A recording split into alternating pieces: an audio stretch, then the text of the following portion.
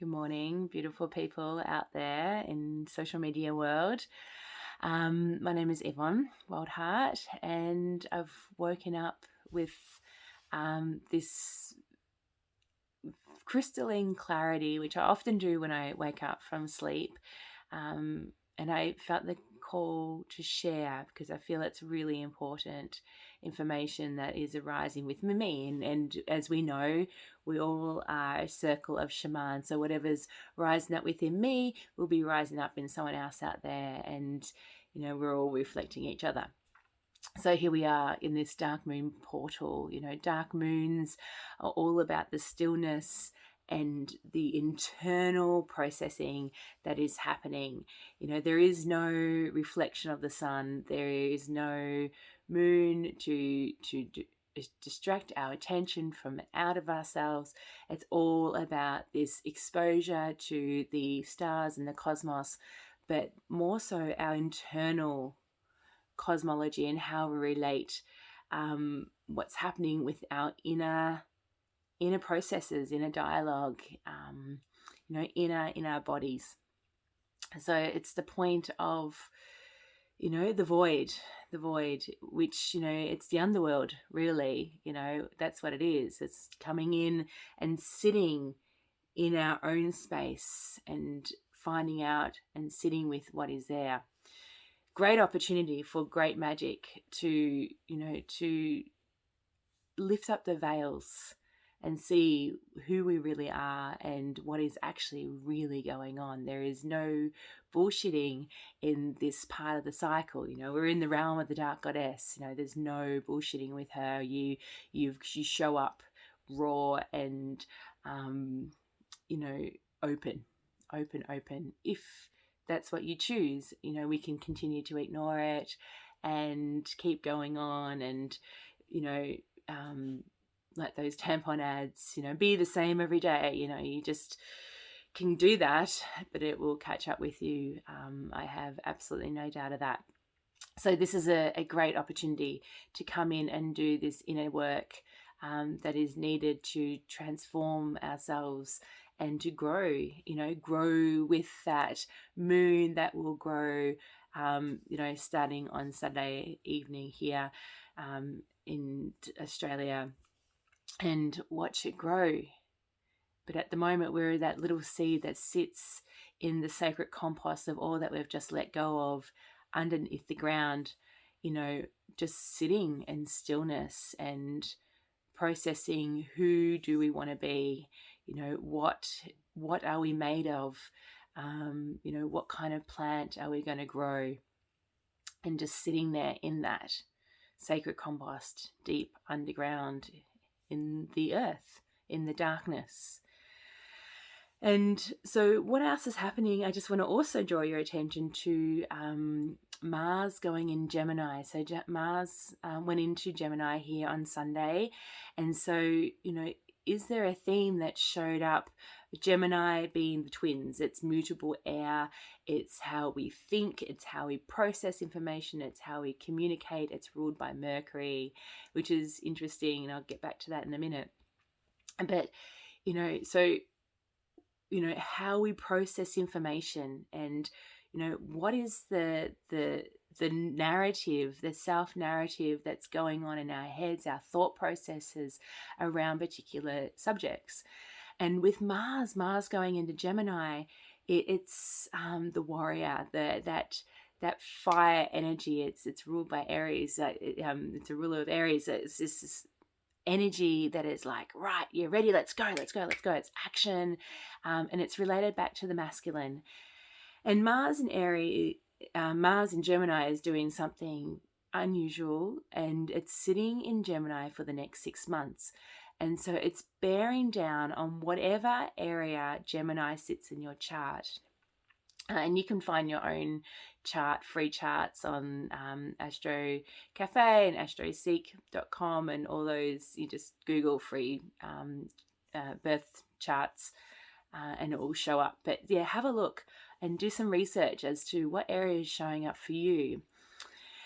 So for me, what is showing up is Mars Gemini in the 12th house, which is all about transformation, transmutation.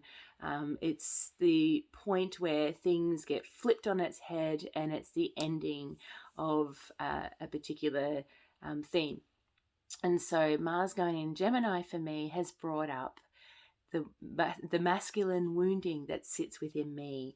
And so at this dark moon, I've been drawn into this internal narrative that I have around the masculine. And this is an invitation, I think, for everyone to come in and see how the patriarchal culture, and I speak to the wounded masculine dominant culture, has had an effect on us. And when I sit in this and go deep into this, it just feels so murky. It feels murky. So anytime I'm talking about a topic, around, for example, birth and our education system and violence and, all this stuff that's happening in the world, money, it just, there's a lot of murk. And for me, that's a sign that I've learnt to recognize that there is a wound in there from the patriarchy that's playing out. And so, when I sit in this feeling of what this means, and what comes up for me is, the masculine abandonment wound. And this is for everyone. This is male and female. This is the masculine within ourselves, and also out there, and the role models that we have around us. You just have to look at our government, and for example, and, any place that holds power, medical system, corporates, it's all very male dominated, areas. And even with women coming up through those roles, I still feel that there's still a patriarchal hat that they're wearing. And so what that looks like is, the wounded masculine energy, and it's, within all of us, we've had this dominant energy over us for thousands of years, so look at, my teacher Jane Hardwick Collins has an excellent book called Her Story. Have a read of that if you don't know what I'm talking about. And, it's like feeling, this long lineage within my feminine lineage of masculine power over through violence and greed and abandonment, and when I sit in it and I sort of feel it and trace it back and trace it back and trace it back. So this is about that dark moon coming in and feeling the depths of where all this stuff comes from. I can relate it back to, the point where there was that split, and, it's such a Gemini thing, isn't it? Split in half, where we weren't one anymore, or, that co-creation of, everybody knew their roles and it worked in this harmony, was no longer. And all of a sudden there was this masculine power over. And I think the myth of Inanna explains this so well, that, I feel when Inanna went into the underworld was that point of the split when, the masculine came over with the dominant energy of, trying to take over things and, to smash things like blood rites and rites of passage and anything that holds power for women in the feminine. And so this is an invitation, I think, for us all to come in and look at our masculine energy that sits within us. And I am excited to be diving into this work for myself. You know, I'm in between relationships at the moment, so this feels like a good time to sort some shit out, because there's lots of woundings within me that I don't want to carry into the next relationship. In relation to the masculine, I don't want my ideas and my woundings and my pains that are associated with the men in my life and my lineage to carry on to something new. And I'm sure it will, but I want to bring consciousness to it, so I'm very aware of it. And this is what we need to do, all of us. This is not just a male issue, or a women's issue that we have to deal with. It's everybody's. Everybody's affected by this. Little boys, told not. We're told not to cry or show emotions. You think of the necktie in businesses, business suits and things like that. It's designed to cut off the head to the heart. The heart attacks are the main cause, of deaths in men, being cut off from their heart, from a very early age, not to show emotions. And the women on the flip side have had the heart, but haven't been able to show it because it's too much. And so it's time to come together and to, work through this patriarchal dominant culture together, and to really sort it out for our children. Because I'm looking down the barrel. I have 3 little boys, and who are becoming men. They're turning into, they're getting older now, and they're moving into teenagehood. And what kind of future, or what's the setup here? How do we set these boys up to be in the healed masculine? And I think I'm seeing glimpses of it, what that looks like. These beautiful strong men who are connected to their heart, and who are able to speak how they feel and know that they're held in that, but also who are able to do the physical work and to support their families in a way that's healing and beautiful, without any I'm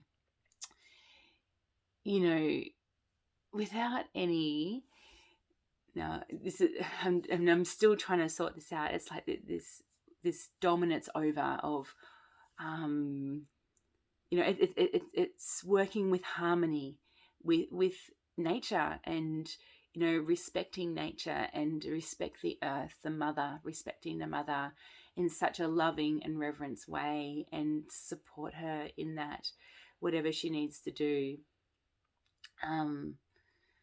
Yes, and for the females to step up and to bring their men in, and to to provide the nourishment, as well, because that's what the earth does. That's what the Mother Earth does, and to provide this space holding for our men, to be able to speak from their hearts, and to say, yeah, I need some time out, and for the feminine to just go, to get all jealous about that, that's there's that murkiness that sort of plays out between the roles of the masculine and the feminine.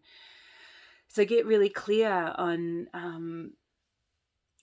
how does the patriarchal culture or the wounded masculine play out within you and without you, and let's go, let's meet each other here in this space of heart, and come together, and to to really be the change for these boys who are coming up through, and to to do proper rites of passage. The indigenous cultures, they do rites of passage for their men and for their girls, and blood rites for the girls when they start to menstruate, and men rites of passage for when the men are going through puberty and their voice starts to break. And what tools do they have? It's like, we don't have any fucking tools to have, because we've lost these rites of passage in our Western culture. And yeah, it's time. Fuck, it's time. We can't no longer afford to hold ourselves back from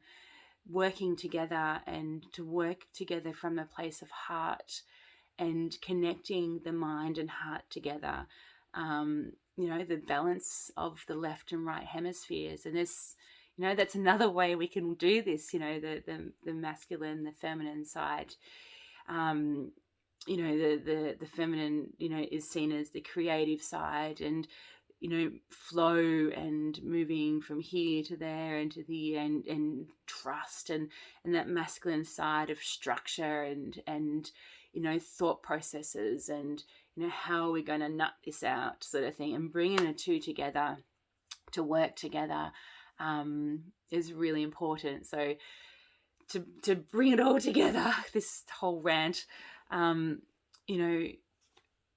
supporting our boys and our girls in rites of passage, healed rites of passage, and what does that look like? Searching out the men. There's lots of amazing men who are doing great work with boys, in rites of passage work. Annie Runstein's one I can think of, up in Northern Rivers, New South Wales, to see. And he's got an excellent book called The Making of Men. To do processing around our own internal, relationship to the masculine. And this is for everyone. This is not just for women. This is for everyone to do this. What else did I say? To balance the left and right hemispheres. There's lots of awesome brain exercises we can do, to balance the left and right. Just, I'm sure if you Google it, it will be up there. And just, really acknowledge, and be able to express our feelings from the heart, everyone, and to also honor the structures that hold us in these processes, the healed structures that do that. How awesome are those, mostly men out there fixing the roads so we can have a flat road to drive on, just really seeing and acknowledging the men at their work who are out there in service to the collective, to the tribe, because that's what what I feel the healed masculine is all about. Yes, and to honor that, to really honor that, and to see men,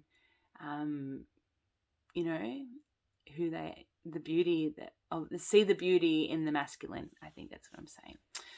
So, Dark Moon Love, thank you for listening to my rants. I am about to start clinic work in Ballarat in Central Highlands, Victoria, and Woodurong Country, and also up in Dalesford at Jojo Woodurong Country, which is one-on-one space holding and counselling. And I hold space for the depths, and I'm a priestess of transformation, and that's what I do. And grief is a big one at the moment as well. I go here, come if you need to do some deep work. I am your lady. Also, we're doing Natasha Colchester and myself are doing a drum making in October. We've got a few spots, and we're just opened up another one in December, which is very exciting. And I'm doing some work with Liz Maloney in the birth world, so stay tuned for that. And you can find me on Instagram at Yvonne Wildheart, also at Sacred Birth and Mothering, and at the Temple of Anana, and the Red Thread Healing. So there are my pages that I'm associated with on Insta, and also my YouTube channel. And if you're liking what I'm producing here, or comment or like, so I know to keep going and sharing this wisdom that I have, or my meanderings, thought processes, rantings, whatever you want to call it, that'd be awesome. And yeah, if you have anything that you feel that's arising for you that you want me to talk about, let me know. That would be great. It'd be great to create this co-creation space together, because that's what we need. Is one thing that the last 2 years have taught us, is that come together and co-create, and come together as the collective, as the community that we're so needing. We've got Pluto about to go into Aquarius, which is all about the collective, and so we're going to get a deep dive into the underworld in terms of our collective and our community. So stay tuned for that. So build us together, I think, is really important. Anyway, that feels like another rant for another day. Have an awesome day on this dark moon, and what do you want to release under this dark moon? What is it that's arising for you that you feel the call to release? Because whatever you don't release now in this dark moon, you will take into the next cycle. So what do you want to feed these seeds that are sitting deep underground, and what do you want to grow, and what don't you want to grow? This is the prime opportunity between now and the new moon comes in Saturday on the 27th. The 27th, Saturday, yes, here in Australia, I think 27th everywhere. But that's the click over, and so anything after that is a new cycle. So here today and tomorrow is this deep, coming in to be raw with yourself, and to take your lenses off, and to rose-colored glasses, and to look deep within. Use this energy. This is such a powerful energy, to make use of it. You're working with the energy instead of trying to do it on a full moon when it's all light and glitter and sunlight, and we can get it's not an inner energy, it's a outer energy. So I don't think you're going to get the insight that you will at this point of the cycle. And this happens every cycle, every 4 weeks, so we have all this opportunity. But if you don't do Darkmoon Prayers, I feel like this is a big one to do it to start. And the ways you can do that is through the earth, or just speak them out loud, or move them, or just anything that you bring attention and awareness to. You can move your body and your prayers, or burn them through paper, or what there's so many ways. Yes, okay, dark moon love. Enjoy this internal cosmology time in processing, and have a good day. So much love from my heart to your heart.